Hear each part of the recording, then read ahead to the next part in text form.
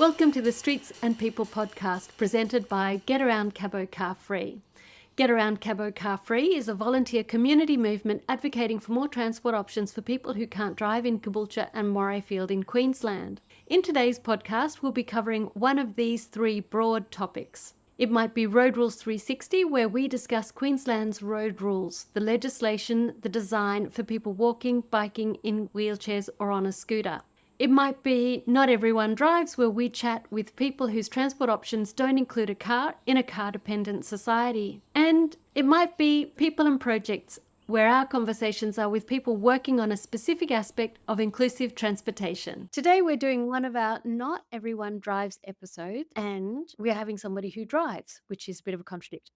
I'm Wendy. I'm here on Gubbi Gubbi country in Caboolture in Queensland, and I'm talking with my excellent friend Becky, who is not in Caboolture, not in Queensland, but in Australia. Whereabouts are you, Bex? I'm in Oxfordshire in the United Kingdom. We've known each other for about 10 years now, when working together, having maybe not the best of times. No, I think that's fair. I wanted to have you come on because you are a driver. You're not a transport advocate. You're not particularly interested in this. And you have experienced firsthand going from 30 miles an hour to 20 miles an hour. So for our Australian community, that's going to be 50 kilometres an hour down to 30 kilometres an hour, approximately. And I wanted to hear what your experience was in that transition, how that's affected you, because you do quite a long commute. I do, yeah. How many miles would that be, do you think? Where I'm based now, where my job is based, is about 75 miles away, but it's about a 1 hour, 45-minute drive. I think 75 miles is probably about 120. So you commute, and how many times do you do that in a week? I normally go up one day, stay over where my job is based, and then I come back a few days later. It's once up, once down generally.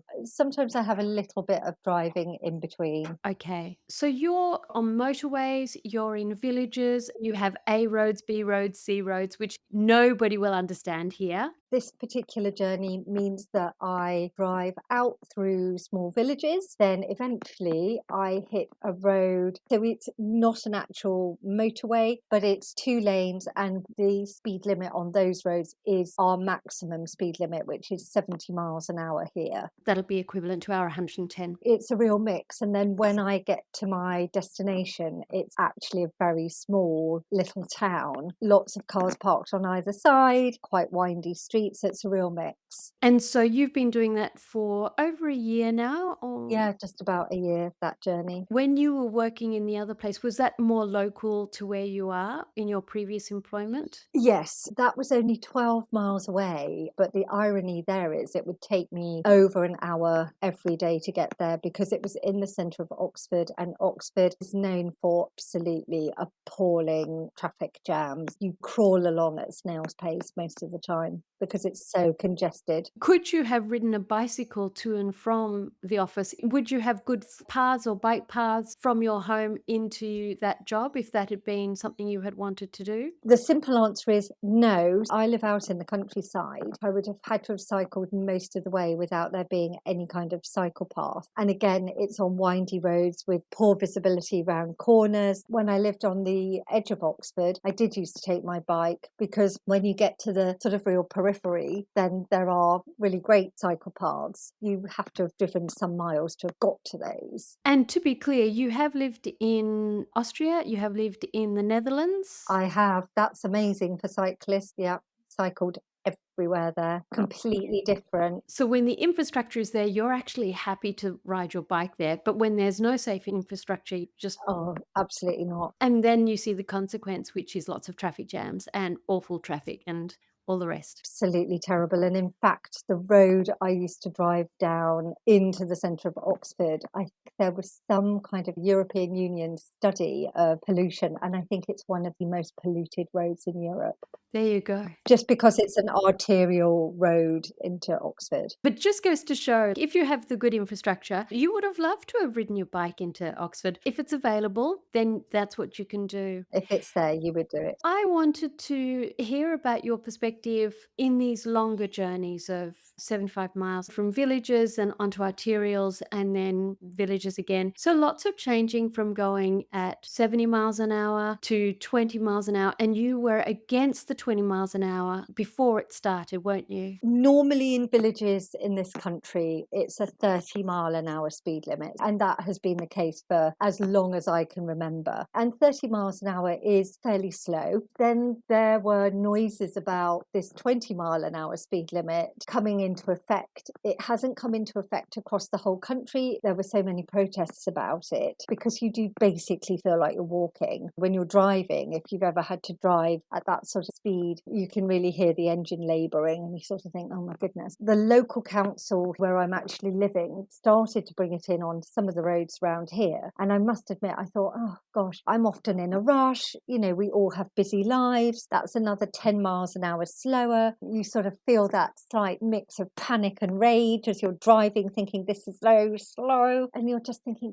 oh, come on, just nudge it up a bit. 30 was quite slow. But actually, it's really interesting. I've got really used to it in a funny way. You just have to be a bit more organised with your travel arrangements. So you just leave the house a little earlier. If you're running late, just accept that you're going to be a bit late, because actually having that 20-mile-an-hour speed limit, in a way, it's actually quite calming. I absolutely worry about the environment and climate change, about air quality, asthma, children and incidents. I use my car because actually I wouldn't be able to get to where I need to get to any other way. The 20-mile-an-hour speed limit was brought in for all of those reasons, particularly environmental. But actually, if you are that driver, instead of feeling slightly ragey that you're having to go that slowly and come on, hurry up, actually over a period of few weeks, so really quite quickly, so I think, do you know what, there's something quite sedate about this and actually quite relaxing, because it's very easy to go a bit faster than 20, but then you check your speedometer and you think, oh, hang on a moment, better slow down. And I would say that my experience of driving around here is you're always going to get the odd speed freak who wants to drive at some completely inappropriate speed. But I would say most people seem to be sort of ambling along somewhere between 20 and 25, let's say. Have you found that in the villages that you go through, and perhaps your own village, there are more people walking or riding bikes? Anecdotally, have you seen any changes? Have you noticed anything? Where I'm based, I'm in the countryside. What I see quite a bit of, and that's the same for all of this area, is that you get what I like to call a competition cyclist, and they often hunt in packs. So at the weekend, I often see a pack of panting, middle-aged men in inappropriate lycra,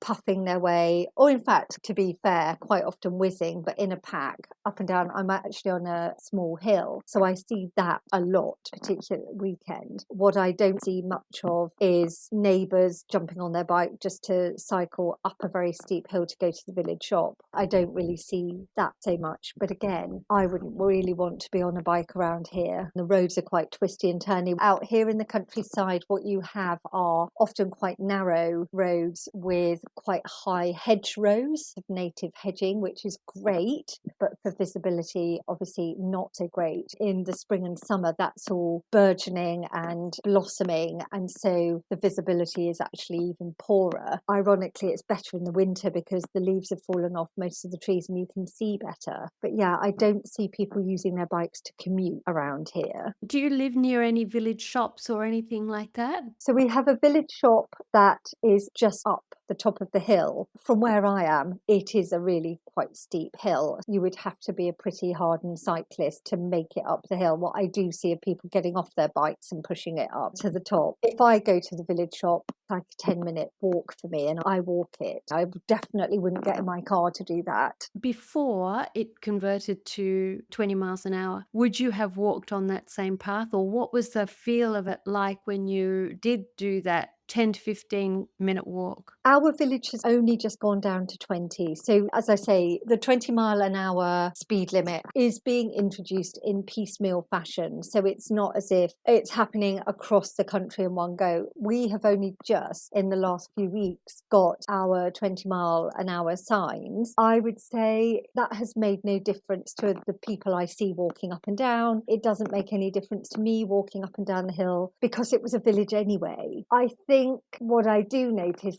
is my anger when I see people, and that happened before anyway, because it's a hill, so we do get the odd boy or girl racer. Quite late at night, you'll suddenly hear someone tanking down the road, and that really, it scares me and it angers me actually. But during the day, because it gets quite narrow here, people are forced to slow down anyway. So I'm very close to a little market town. I think that will have made a difference for people, especially with children, because in terms of accidents involving children, obviously there's the kind of impact you make at 20 miles an hour as opposed to 30 miles an hour is what makes a world of difference. There's a particular road just in this little market town, and I have noticed a lot more people walking up and down and kids on their little bikes with stabilizers and things like that. It's quieter as well, because if you're driving at a lower speed, you don't have the revs. In your long 75-mile commute that you do a couple of times, once there and then once back, what's it like to go up to 70 miles an hour and then down to 20 miles an hour? Or what is it like for you to do that a couple of times? Like if you were to do that every day or maybe twice a week or something, how do you feel about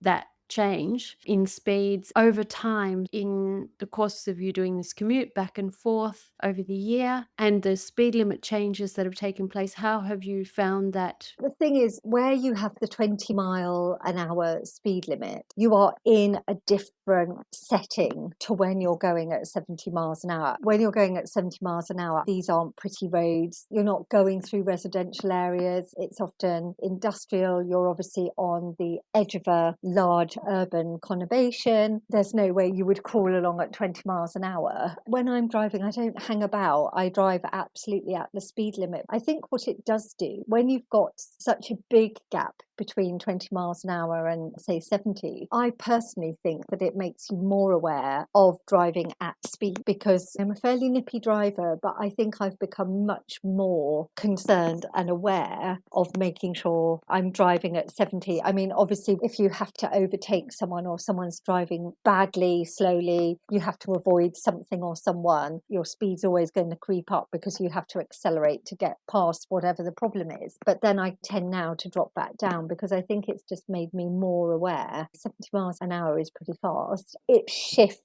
your perspective of speed. So you never go from 70 to 20 in one go, because as you're coming off a motorway, or what we would call an A road, motorways generally have at least 3 lanes. An A road for us has 2 lanes. You can still drive at 70 miles an hour, but you would never go from one of those roads right into a village road of 20, because there's going to be something that is naturally slowing you down, because obviously you'll get a roundabout or an interchange of some kind which brings your speed right down, and then you're on the edge of a town or you're on the edge of a village, so you'll have come down to 40 miles an hour. There are still plenty of places that still have 30 miles an hour, but then as soon as you're into a residential area, whether that's a town or a village, obviously you're down to 20. It definitely shifts your perspective. Before you spoke about you have to plan, you have to think, oh yes, it's going to take me a bit longer. What sort of time difference? So you're doing 75 miles. How much extra time do you think you allocate for that whole journey, for those differences being at 30 down to 20? I think on a journey like that, because it's a longer journey, I don't really have to factor in a lot of extra time, only because the shape of the journey and the shape of the speed limits within that means that the 20 miles an hour only really kicks in right at the very end of the journey. Then I'm there. Where it has made a big difference is if I drive into the little market town that my village is now now 20. Then I have a stretch of country road that is 60 miles an hour. It often isn't though, because animals, cyclists, walkers, road conditions mean that you can't. But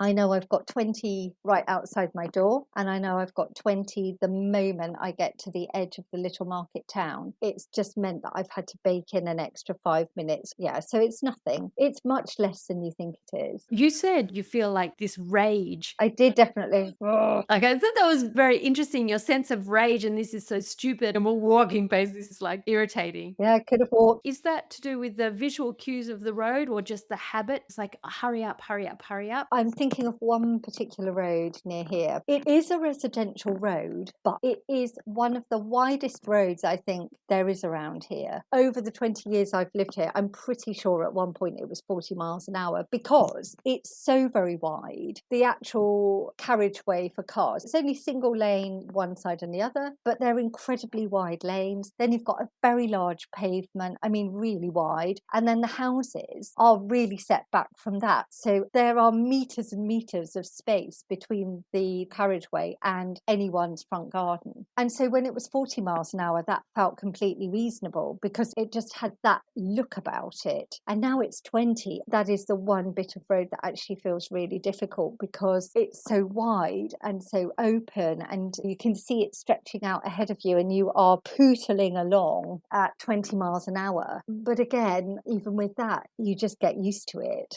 I mean, I'm not saying the speed won't creep up a teeny bit if it's a Sunday and nobody's around, probably not even to 30, to be honest. Because again, I think there are not just the environmental reasons for slowing down. Even as a driver, having more time and being able to notice more instead of just gripping the wheel and focusing on getting to wherever you've got to get as quickly as possible because, you know, come on, come on, come on. So I think there are other benefits to it. That stretch where it's very wide, I was wondering, do you think that if they planted trees on the side of the road, would that be something that would be desirable and attractive now and workable, do you think? Well, I'm a huge fan of tree-lined roads. It's lovely, isn't it? They do so much good environmentally, clearly, but also who wants to look out at tarmac? And for biodiversity and all of those things, it's really important. The thing that I find, well, just incomprehensible is that with climate change, we're seeing so much more flooding because of extreme weather. And yet we're happy to concrete over areas of green space, whereas before it would have been able to have drained away. It can't any longer because we've concreted over its escape route. So it's on the roads and it's going through the houses. Trees can be enormously valuable. They're not going to stop flooding, but obviously they take water up through their roots, so they help it drain. Yeah. If our listener is someone who thinks, it's too slow, 30 kilometres an hour, going from 50 kilometres an hour to 30 kilometres an hour, what would you say to that person? I think I would say I totally understand because it does basically feel like walking pace, but to stick with it because there are so many good reasons for introducing the lower speed limits. In terms of accident and injury recovery, that makes a huge, huge difference. But also just selfishly, as a driver, I feel weirdly serene going at 20 miles an hour. And I think for your own mental health, in a way, you know, what's the worst that's going to happen if you left the house a bit late and you were 5 or 10 minutes late? We've all lost the plot a bit, haven't we? I would say stick with it. You become accustomed to it much more quickly than you would imagine. And in fact, then 30 miles an hour almost feels quite fast because it's all relative, isn't it? Before, when you and I have been chatting in our private conversations, you mentioned that going at the slower speed in other people's villages made you aware that you like other people to drive more slowly in your village. I've lived in villages for a long time now, and nothing annoys me more than a person whizzing through, especially a village setting, because I think about where I live now, I think about where I lived when I first moved to this area 20 years ago, and I think about who my fellow inhabitants were and are. And it's a lot of elderly people, a lot of people with small children. What drivers often don't realise is that people actually live here. They're driving past houses and they forget that human beings actually live there. And so, of course, a child can run out, an elderly person can stumble, or an elderly person's looked both ways. They start to cross a road, but if you are tanking through their village, what chance do they stand? Because they've looked both ways, they've done their bit, and then somebody comes roaring through at 40 miles an hour. It's incredibly dangerous, apart from anything else. I think this is the trouble. We get in these little tin boxes of cars and it makes us feel invincible. And I think it makes us behave in ways that if you had to get out of your tin box and the other driver got out of their tin box, would we behave in that same way towards each other? Would we be as aggressive? Would we be as willing to dominate as we are in our tin box? Well, I would hope the answer is no. And don't even get me started about 4x4s. Here they have bull bars. Bull bars are actually banned in Europe. They were banned in 2005. We have them with bull bars, which is twice the capacity to kill a pedestrian. Anything else you would like to share or say, or anything at all? I suppose my assessment overall is the 20-mile-an-hour measure, I do think is a good thing. If you want to discourage people from driving, it's the infrastructure that's really important. Just putting a 20-mile-an-hour speed limit doesn't discourage people from driving. Perhaps that's partly behind it, but it won't if you don't have clean, efficient, affordable public transport that actually comes and goes when people need it. It's been a great conversation, Becky. I so enjoyed it. As always, Wendy, thank you so much. Thank you for having me. It's just really good because I'm so steeped in transport advocacy world. It's just good to get somebody who you said, you thought it was really stupid when 20 miles an hour is going to be implemented. And then you shifted your perspective within a month, basically. Yeah, really quickly. So that's why I wanted to have you come on and talk about it. And you do long commute. It's always nice to chat with you, Bex. Same, likewise. Thank you. Thanks so much for taking the time because it's Saturday morning for you. Yeah, thank you so much. All right, bye. Bye. Thanks for enjoying Streets and People presented by Get Around Cabo Car Free. We publish our podcast regularly at the usual places and on our website where you can find out more about us. getaroundcabocarfree.com.au. That's www.getaround, get around, that's pretty straightforward. Cabo, C-A-B-O, that's short for Caboolture. Car Free, C-A-R-F-R-E-E. There's no hyphen in that. .com.au. Our theme music is The Thief on AM Sound, which is just like our cars on our streets, always stealing the space. So let's stop that thief.